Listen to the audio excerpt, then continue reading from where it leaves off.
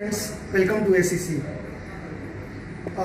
इस चैनल पे हम लोग मैथमेटिक्स, फिजिक्स, बायोलॉजी इन साइंस के सब्जेक्ट्स को डील कर रहे हैं। तो मैथ्स की बहुत सारी वीडियोस ऑलरेडी पहले आ चुके हैं। थ्योरम्स पे था और प्लस उसके अलावा और डिफरेंट टॉपिक्स पे बायोलॉजी में भी बहुत सारे वीडियोस आ चुके हैं। नाउ अब हम स्टार्ट करने जा रहे हैं फिजिक्स की सीरीज़। ये क्लास 10 का बहुत ही इंपॉर्टेंट चैप्टर है आपका, बिहेवियर ऑफ गैसेस, जो आज मैं स्टार्ट करने जा रहा हूँ फिजिक्स में।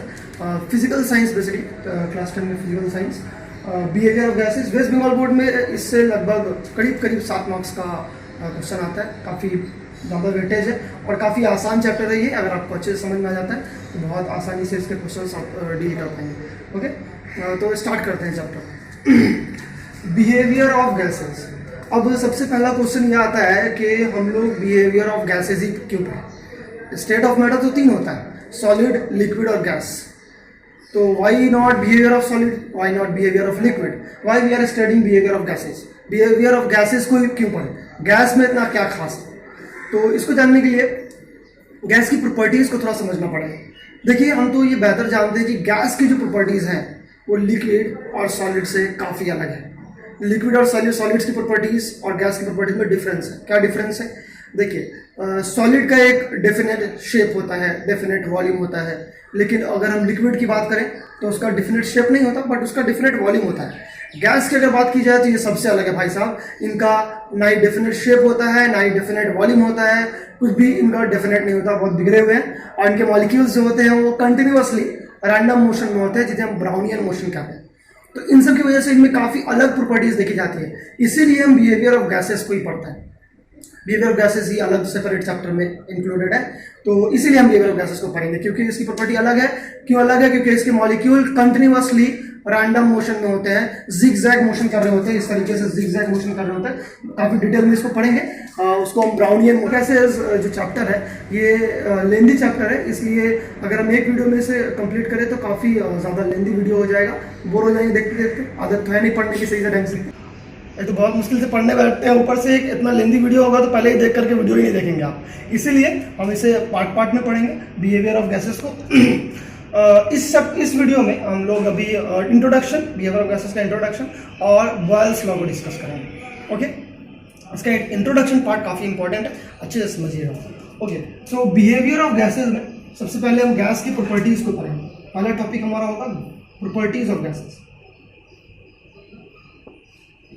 देखिए, ये जो वीडियो का पार्ट होगा ये काफ़ी इंपॉर्टेंट होगा, क्योंकि इसके ज़रिए जो चीज़ें हम यहाँ डिस्कस करेंगे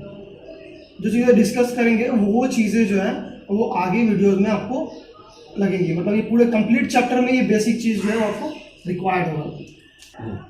सो प्रॉपर्टीज ऑफ गैसेस को जैसे मैंने पहले बताया कि इसकी कोई डेफिनेट शेप नहीं होती, डेफिनेट वॉल्यूम नहीं होता, इसके ऊपर प्रेशर का भी इफेक्ट होता है, इसकी वजह से प्रेशर क्रिएट होता है।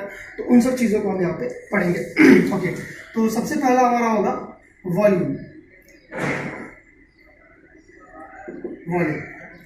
देखिए, वॉल्यूम को जानना जरूरी है, क्योंकि आगे न्यूमेरिकल में वॉल्यूम की यूनिट आती है, बच्चे समझ ही नहीं पाते कि वॉल्यूम दिया कि प्रेशर। पहला जो प्रॉपर्टी पढ़ना है गैस का वो है वॉल्यूम। देखिए, प्रॉब्लम ये है कि वॉल्यूम को बच्चे से समझ नहीं पाते वॉल्यूम होता क्या है। और क्वेश्चन में जब सेंटीमीटर क्यूब और प्रेशर की यूनिट जब दी हुई होती है सेंटीमीटर ऑफ Hg, तो वॉल्यूम जैसे मान लीजिए न्यूमेरिकल में दे दिया 100 centimetre cube volume. Pressure unit तो समझ में आया नहीं, मान लीजिए दे दिया 50 सेंटीमीटर ऑफ Hg। और फॉर्मूला आगे हम लोग पढ़ेंगे, अभी जैसे देख लीजिए just PV equal to nRT या PV equal to KT formula डाल दिया। अब बच्चों को समझ में आया नहीं, अरे भाई ये 100, 50 टेम्परेचर समझ में आया होता है, टेम्परेचर आसानी से समझ में आता है। 273 केल्विन टेम्परेचर मान लीजिए दे दिया, टेम्परेचर समझ में आया आसानी से, टेम्परेचर को टेम्परेचर की तरह रख दिया। अब 100 और 50 कहाँ डालना है वो हवा ही लग रहा है। अब किसी में 100 और किसी में 50 डाल दिया। अब चूंकि यहाँ प्रोडक्ट में है तो प्रॉब्लम नहीं होगा, लेकिन अगर मान लीजिए कि वहाँ डिवाइड में गया या फिर फॉर्मूले में थोड़ा सा चेंजेस आया तो जो गड़बड़ी आएगी, यूनिट में कन्वर्जन की ज़रूरत पड़ी, यहाँ पे जैसे पड़ता है कन्वर्जन का ज़रूरत, तो बस वहीं पे क्वेश्चन में हवा नहीं लगेगा और वॉल्यूम की जगह प्रेशर, प्रेशर की जगह वॉल्यूम और टेम्परेचर इधर उधर कर देंगे, न्यूमेरिकल का पूरा इधर उधर हो जाएगा। इसीलिए फॉर दैट रीजन प्रॉपर्टीज को अच्छे से समझना जरूरी है, वॉल्यूम वगैरह ये देखिए न्यूमेरिकल्स में प्रॉब्लम नहीं हो, इसलिए अच्छे से इन प्रॉपर्टीज को समझिए। देखिए वॉल्यूम क्या होता है, वॉल्यूम होता है space occupied by a substance. कोई भी सब्सटेंस कितना स्पेस ऑक्यूपाई करता है, कितना जगह लेता है, उसको हम कहते हैं उसका वॉल्यूम। इसको आप अच्छे से समझ सकते हैं, जैसे मान लीजिए कि एक कंटेनर है, बहुत खूबसूरत डायग्राम है मेरा, डायग्राम पे कॉन्सेंट्रेट नहीं करना है, बस सिर्फ आप जो कॉन्सेप्ट बता रहे हो उस पर ध्यान दीजिए। द ब्यूटीफुल डायग्राम, ये मान लीजिए एक बकेट है, देखा होगा इतना खूबसूरत बकेट। अब ये बकेट है, इस बकेट में मान लीजिए हमने बकेट का जो जितना ये बकेट पानी रख सकता है, जितना पानी इस बकेट में रह सकता है, वही इसका वॉल्यूम है, जिसे हम लोग डिफरेंट यूनिट में मेजर करते हैं। मिलीलीटर में मेजर होता है, कहीं पे सेंटीमीटर क्यूब में मेजर होता है। यही सेंटीमीटर क्यूब और मिलीलीटर जब क्वेश्चन में आता है तो लोग उलझ जाते हैं, क्या सेंटीमीटर क्यूब है क्या मिलीलीटर है, हवा नहीं लगता। इसलिए यहाँ पे समझना बहुत ज़्यादा जरूरी है, ठीक है, ओके। तो space occupied by a substance, इसी को हम कहते हैं वॉल्यूम।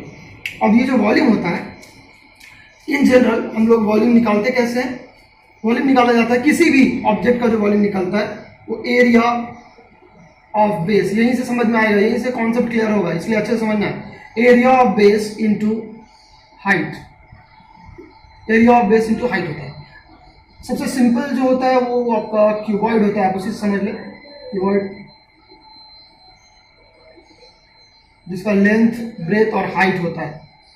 तो क्यूबॉइड के केस में एरिया ऑफ बेस कितना हो जाएगा, length into breadth into height. तो length into breadth into height, ये हमारा वॉल्यूम होता है इन जनरल। और अगर कोई और ऑब्जेक्ट है तो area of base into height, जो भी हो that doesn't matter, but matter ये करता है इसमें यूनिट क्या होगी। अगर हम यूनिट ऑफ वॉल्यूम की बात करें, जो कि बहुत इंपॉर्टेंट है, यूनिट ऑफ वॉल्यूम,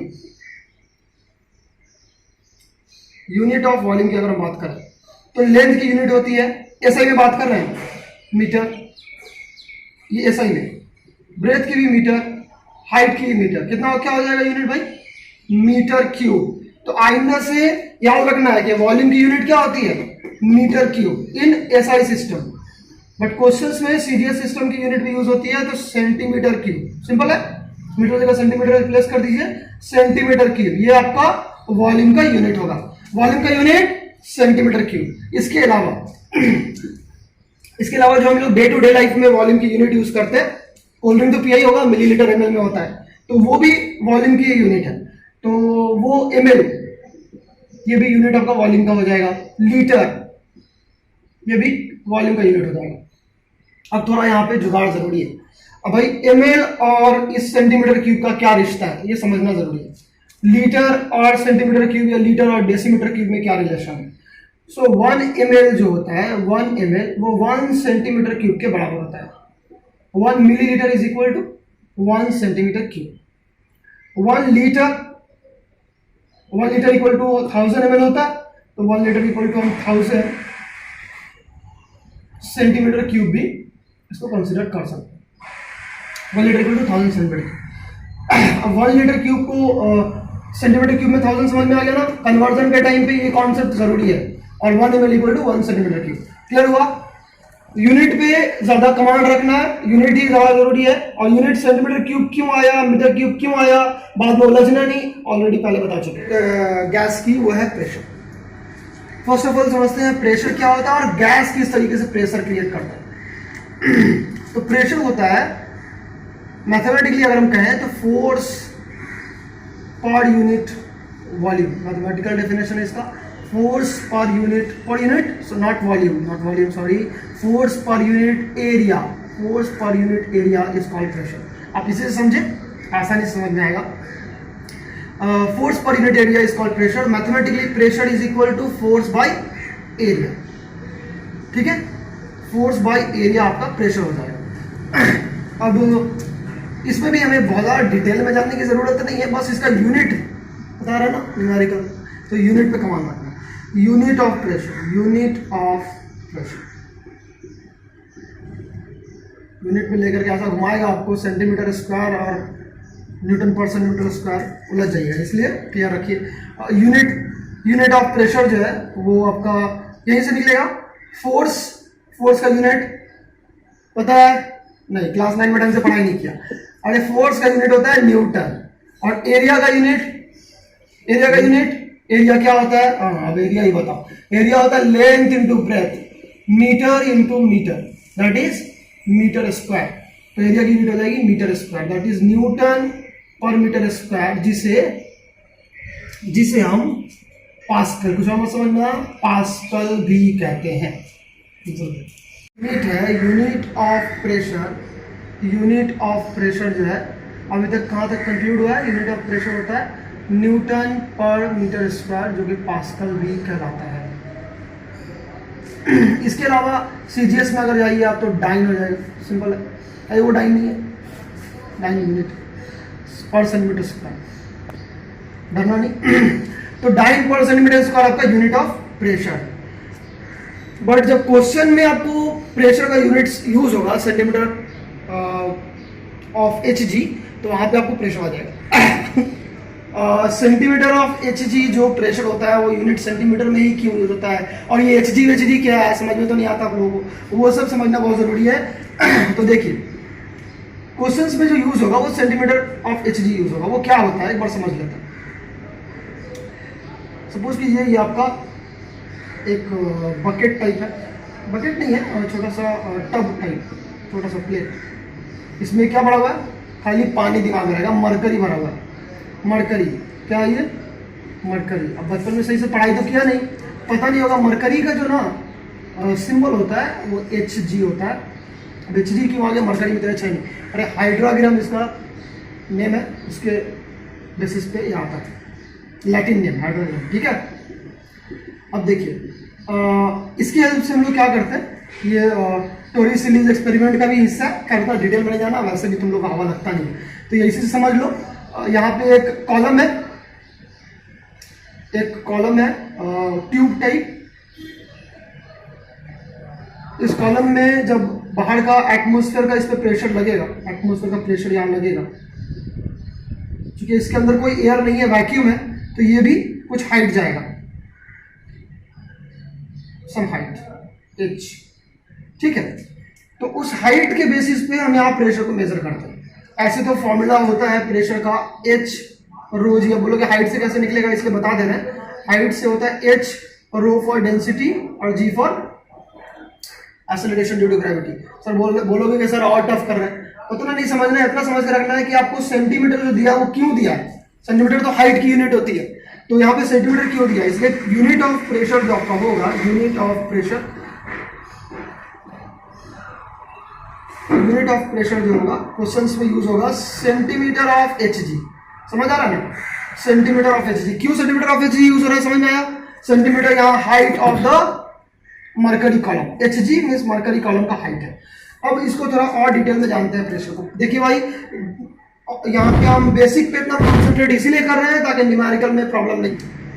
उसके अलावा यूनिट ऑफ प्रेशर जो होता है, unit of pressure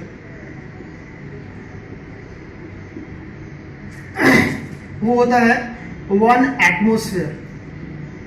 1 atmosphere is basically equivalent to, ये एनटीपी पे, at NTP normal temperature and pressure, और STP standard temperature and pressure. इस पे जो हमारा एटमॉस्फेयर का प्रेशर होता है वो आपका 1 एटमॉस्फेयर होता है। एटमॉस्फेयर भी एक यूनिट है। 1 atmosphere is equivalent to 76 centimetre of Hg, और अगर मिलीमीटर में दे रखा है तो 760, और भाई 76 और 760 इतना तो पता ही होगा, तो 760 मिलीमीटर ऑफ एचजी। इस तरीके से आपका 1 एटमॉस्फेयर प्रेशर होता है। तो जैसे एक थोड़ा छोटा सा न्यूमेरिकल यहाँ पे कर लेते हैं, प्रेशर कन्वर्जन का समझ में आ जाएगा। सपोज मान लीजिए 38 centimetre of Hg equal to how many atmosphere. Question में जरूरत पड़ता है न्यूमेरिकल में, इसलिए जान रहा है। 38 centimetre of Hg is equal to how many atmosphere. आसान है, एटमॉस्फेयर में कन्वर्जन प्रेशर, बस क्या करना है आपको, जो गिवन है, कितना गिवन है 38 डिवाइडेड बाय जो 1 एटमॉस्फेयर के इक्विवेलेंट होता है, कितना होता है 76, कट कीजिए, आपका आ जाएगा 0.5 एटमॉस्फेयर। समझ आ रहा है ना? ये प्रेशर का कन्वर्जन आप लोग को याद रखना है, आगे न्यूमेरिकल में हम इसको यूज करेंगे। लेंथ कितना हुआ? तो यूनिट ऑफ प्रेशर को अच्छे से समझ में आ गया। एटमॉस्फेयर का कन्वर्जन आपको ध्यान में रखना है, उसके अलावा सेंटीमीटर ऑफ एचजी ये सब यूज होगा, उसको क्लियर रखना है। वॉल्यूम के आपको यूनिट को क्लियर रखना है अच्छे से।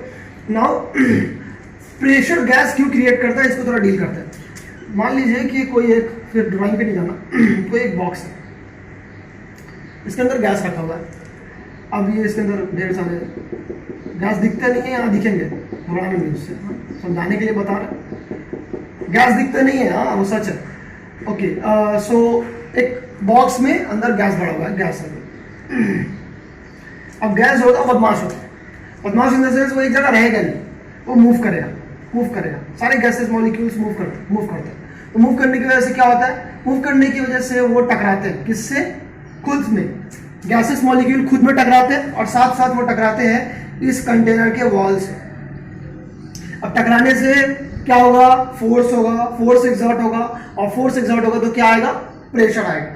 तो इसके जो कंटेनर में इसको रखा गया है, उस कंटेनर के सरफेस पे ये प्रेशर क्रिएट करेगा। इसीलिए इतना बवाल मचा रखा है, इसीलिए इतना प्रेशर यूनिट पड़ा। समझ आ रहा है ना? तो गैस किस तरीके से प्रेशर क्रिएट होता है समझ में आया। एक क्लोज कंटेनर में अगर हम गैस को रखें तो गैस उस क्लोज कंटेनर के सरफेस पे फोर्स डालता है, जिस फोर्स के कारण उस पर प्रेशर एग्जर्ट होता है। क्लियर हो गया? ओके, अब हम लोग स्टार्ट करते हैं। यहां तक आपका ये चैप्टर का बेसिक्स था। अब एक्चुअल में चैप्टर स्टार्ट। और गैसेस का बिहेवियर चूंकि डिफरेंट है, तो गैसेस के बिहेवियर पे बहुत सारे साइंटिस्ट ने अपने अपने अकॉर्डिंगली कुछ लॉज दिए। जिनमें कुछ एक्सेप्टेड लॉज हैं, जिनमें सबसे पहले जो भाई साहब हैं उनका नाम है बॉयल। अरे भाई बॉयल नहीं, उबाल मत देना, स्पेलिंग थोड़ा अलग है, बॉयल्स लॉ। अब इनकी अम्मी ऐसा नाम क्यों रखी नहीं रखी उस पर नहीं जाना है, जैसे उन्होंने क्या कहा वो काफी इंपॉर्टेंट है। बॉयल्स भाई साहब ने गैस के प्रेशर और वॉल्यूम को रिलेट करके बात कहा। उन्होंने Boyle's law states that for a given temperature for a given mass of gas at given temperature, the pressure is inversely proportional to volume. Pressure is inversely proportional to volume. यही एक exact statement है। और statement की meaning को थोड़ा समझते हैं। क्या क्या कांस्टेंट रखा गया है? सबसे पहला चीज एट कांस्टेंट टेम्परेचर। देखिए ये सब क्यों बता रहे हैं हम, जो बता रहे हैं सब इंपॉर्टेंट है, हर लाइन से क्वेश्चन बनेगा। At constant temperature and for given mass of gas, means दूसरी चीज क्या कांस्टेंट है? ये कांस्टेंट डिस्कस कर रहे हैं मास। ये दो चीजें जो है बॉयल्स लॉ में कांस्टेंट्स, बॉयल्स लॉ में दो चीजें कांस्टेंट है, एट कांस्टेंट टेम्परेचर और गिवन मास कांस्टेंट है और टेम्परेचर भी कांस्टेंट है। तो जब ये दो चीजें कांस्टेंट होंगी तो बॉयल्स भाई साहब का कहना था कि प्रेशर जो होगा वो इनवर्सली प्रोपोर्शनल टू वॉल्यूम होगा। प्रेशर जो होगा वो इनवर्सली प्रोपोर्शनल टू वॉल्यूम होगा। यहाँ पे मेंशन कर सकते हैं एट कांस्टेंट टेम्परेचर। ठीक है, pressure inversely proportional to volume होगा। इनवर्सली प्रोपोर्शनल टू वॉल्यूम के मीनिंग क्या है? मीनिंग बहुत सिंपल है, प्रेशर बढ़ाएंगे वॉल्यूम घटेगा, वॉल्यूम बढ़ाएंगे प्रेशर घटेगा। अरे भाई समझ लो ना सिंपली।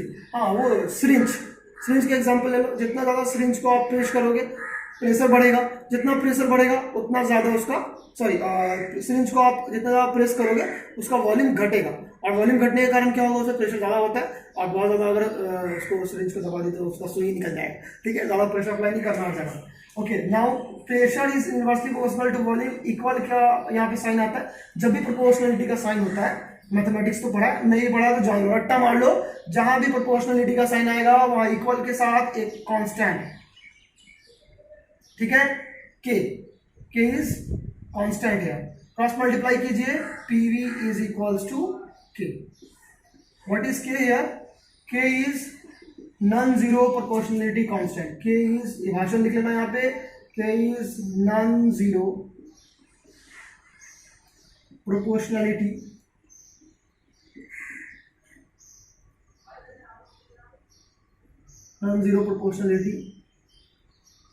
कांस्टेंट। के क्या है? के है नॉन जीरो प्रोपोर्शनलिटी कांस्टेंट, ठीक है। तो PV is equals to K, यानी PV हमेशा कांस्टेंट होगा, product of pressure and volume will be constant. तो ग्राफ को स्टडी कर लेते हैं। अभी तक क्या समझ में आया था कि PV इक्वल टू क्या होता है, कांस्टेंट होता है, मींस प्रेशर और वॉल्यूम का प्रोडक्ट कांस्टेंट होता है, बट प्रेशर बढ़ाने से वॉल्यूम घटेगा। तो इसका जो ग्राफ होगा प्रेशर वर्सेस वॉल्यूम का, वो क्या होता है कि आपका मान लीजिए यहाँ पे आप ले लें प्रेशर और यहाँ पे ले लें वॉल्यूम। देखिए पहले कुछ ना कुछ वॉल्यूम है, जैसे जैसे हम प्रेशर, यहाँ भाई ग्राफ का तो आइडिया होगा, ऑरिजिन है, यहाँ से बढ़ रहा है प्रेशर, तो जैसे जैसे हम प्रेशर बढ़ाएंगे वैसे वैसे वॉल्यूम घटेगा, वैसे वैसे वॉल्यूम घटेगा। इस तरीके से प्रेशर बढ़ाने से वॉल्यूम घटता है। तो वॉल्यूम वर्सेस प्रेशर का ये आपका ग्राफ आता है। नेक्स्ट स्ट्रेट लाइन ही होगा। नेक्स्ट आपका हम ग्राफ देखते हैं पीवी का। पीवी तो हमेशा क्या होता है, कांस्टेंट। क्वेश्चन में आपको पीवी का ग्राफ देगा उलझाने के लिए, क्लियर हो जाइए इसमें। पीवी क्या होता है, कांस्टेंट। प्रेशर बढ़ाएंगे तो पीवी कांस्टेंट, वॉल्यूम बढ़ाएंगे तो पीवी कांस्टेंट, पीवी पे कोई असर नहीं होगा। सो पीवी, यहाँ पे हमने पीवी लिया, यहाँ पे हमने वॉल्यूम लिया था, यहाँ पे प्रेशर लिया था, ठीक है। यहाँ पे पीवी लिया है और यहाँ पे पी लिया, मान लीजिए प्रेशर। तो प्रेशर अगर इंक्रीज होगा गैस का, प्रेशर अगर गैस का इंक्रीज होगा तो पीवी क्या होगा, कोई चेंज नहीं, पीवी कांस्टेंट, ठीक है। यही मामला वॉल्यूम के साथ भी है, अगर वॉल्यूम इंक्रीज करेगा तो पीवी कोई चेंज नहीं, constant, straight line parallel to pressure. ये एक्सिस जो है इसके एक्सिस के पैरेलल है, क्लियर है। एक कंक्लूजन निकला था कि PV is equal to constant, जिसे हम लिख सकते हैं P1V1 equals to P2V2 equals to P3V3 equals to and so on. इतना चाहे हो सकता है, मीन्स किसी भी प्रेशर पे क्या कांस्टेंट होना चाहिए, टेम्परेचर कांस्टेंट होना चाहिए और for given mass of gas. किसी भी प्रेशर पे कोई भी वॉल्यूम होगा, उन दोनों का प्रोडक्ट कांस्टेंट, कांस्टेंट चाहे जितना भी। ये दो जो है P1V1 P2V2, इसको हम ले लेंगे, ये न्यूमेरिकल के लिए ये यूज होगा, ये फॉर्मूला हम यूज करेंगे बॉयल्स लॉ में, ठीक है।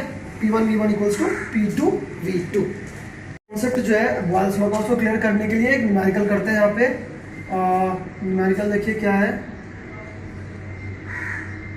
न्यूमेरिकल में the volume of a gas is 300 centimetre cube at constant temperature. एक गैस का वॉल्यूम 300 सेंटीमीटर क्यूब है, टेम्परेचर कांस्टेंट है उस पर। तो बोल रहा है कि गैस का वॉल्यूम क्या होगा अगर प्रेशर डबल होता है। न्यूमेरिकल को बनाना काफ़ी आसान होता है, न्यूमेरिकल काफ़ी इजी होता है, एक बार आपको समझ में आ जाना चाहिए बस। तो पहले गिवन लिखिए, गिवन में क्या क्या दिया है देखिए। सबसे पहले हमको दिया है वॉल्यूम, इनिशियली वॉल्यूम दिया है, फाइनल वॉल्यूम पूछा है। इनिशियल प्रेशर दिया है क्या, नहीं दिया। फाइनल प्रेशर नहीं दिया, कॉन्सेप्ट बताया है, क्या होगा, डबल हो जाएगा। तो हम अज्यूम कर लेंगे वैसे। तो इनिशियल क्या, initial volume V1, initial volume V1 कितना दिया है, 300 सेंटीमीटर क्यूब। इनिशियल प्रेशर दिया है क्या, नहीं दिया। हम इनिशियल प्रेशर को अज्यूम कर लेंगे, P1 को हमने अज्यूम कर लिया P से। और फाइनल वॉल्यूम दिया है क्या, फाइनल वॉल्यूम V2 लेंगे ना, फाइनल वॉल्यूम को दिया है क्या, नहीं। फाइनल प्रेशर वो भी नहीं दिया, बट ये बोला है डबल होगा। तो फाइनल प्रेशर को P2 से डिनोट कर रहे हैं और ले ले रहे हैं, डबल हुआ ना, डबल है ना, क्या लेंगे 2P। Okay, final pressure 2P। Now ये सब कब है, एट कांस्टेंट टेम्परेचर। अभी तो बॉयल्स लॉ ही पढ़ा है, इसलिए बॉयल्स लॉ पता है, तो बोलोगे हाँ ये बॉयल्स लॉ से बनेगा। लेकिन आगे जब चार्ल्स लॉ भी पढ़ लोगे और भी बहुत सारे लॉज आएंगे तो कटिया खरी हो जाएगी फिर। इसलिए ध्यान रखना है क्या कांस्टेंट है, टेम्परेचर कांस्टेंट, मास तो कांस्टेंट होता ही है। तो टेम्परेचर कांस्टेंट तो कौन सा लॉ लगेगा, बॉयल्स लॉ, ठीक है। सॉल्व करते हैं, बॉयल्स लॉ से सॉल्व होगा। तो फ्रॉम बॉयल्स लॉ, उबले हुए नहीं है, Boyle. From Boyle's law formula क्या है, P1V1 इक्वल्स टू P2V2। निकालना क्या है, V2। पहले ही V2 का एक्सप्रेशन निकाल लीजिए, क्या होगा, P1V1 by P2 equals to V2। So V2 equals to P1 कितना है, P1 कितना है, बस देखिए और वैल्यू पुट कीजिए, P है। V1 कितना है, 300 सेंटीमीटर क्यूब है। P2 कितना है, 2P है। P कट जाएगा, कितना आएगा, final volume of gas is 150 centimetre cube. काटना तो आता ही है ना, 150 क्या यूनिट क्या होगा, सेंटीमीटर क्यूब। क्यों, क्योंकि वॉल्यूम निकाला है, वॉल्यूम का यूनिट सेंटीमीटर क्यूब होता है। ठीक है, समझ आया होगा ये न्यूमेरिकल, काफी आसान था। ओके, तो आज के वीडियो में इतना ही। उम्मीद है आपको पूरा वीडियो अच्छे से समझ में आया हो। अगर आपको कुछ भी डाउट्स है तो आप कमेंट में ज़रूर लिखें, और वीडियो अगर आपको अच्छा लगा हो तो लाइक शेयर एंड सब्सक्राइब जरूर करें।